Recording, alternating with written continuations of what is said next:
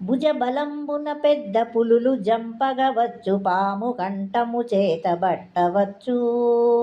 బ్రహ్మ రాక్షస కోట్ల భారద్రొలగావచ్చు, మనుజుల రోగములు మాన్పవచ్చు. జిహ్వకిష్టముగాని చేదు మృంగగవచ్చు, పదును ఖడ్గము చేత నదుమవచ్చు. కష్టముందుచు ముండ్ల కంపలో జోరవచ్చు, దిట్టుబోతుల నోళ్ళు కట్టవచ్చు.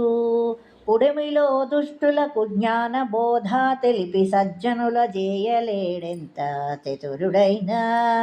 భూషణ వికాస శ్రీధర్మపుర నివాస, దుష్ట సంహార నరసింహ దురిత దూర. దుష్ట సంహార నరసింహ దురిత దూర.